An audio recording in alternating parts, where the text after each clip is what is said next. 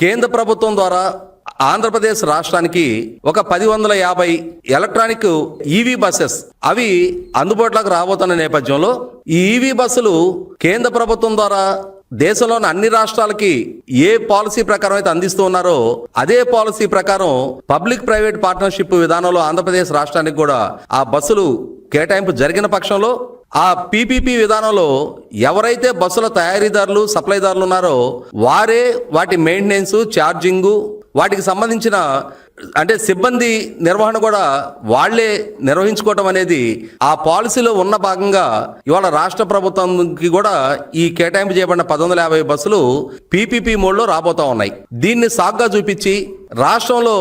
ఇప్పటి వరకు సుమారుగా 129 డిపోల్లో 357 బస్ స్టేషన్స్ లో 8,800కు పైగా బస్సుల ద్వారా 48,000 మంది ఆర్టీసీ సిబ్బంది పనిచేస్తుంటే అందులో ఇప్పుడు కొత్తగా యాడ్ అవుతున్న 1150 బస్సులను మాత్రమే సాగ్గా చూపిస్తూ ఈ 8,800 బస్సులు కూడా ఆంధ్రప్రదేశ్ రాష్ట్ర ప్రభుత్వం ప్రైవేటైజేషన్ చేయబోతా ఉంది. ఈ 48,000 మంది సిబ్బంది వాళ్ళ ఉద్యోగ భద్రతకి ఆంధ్రప్రదేశ్ రాష్ట్ర ప్రభుత్వం ముప్పు తీసుకురాబోతా ఉంది. మొత్తంగా ఈ స్త్రీ శక్తి పథకాన్ని ఆంధ్రప్రదేశ్ రాష్ట్ర ప్రభుత్వం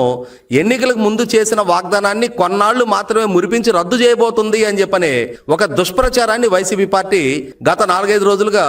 వాళ్ళ సోషల్ మీడియా హ్యాండిల్స్ లో విస్తృతంగా ప్రచారం చేస్తా ఉన్నారు.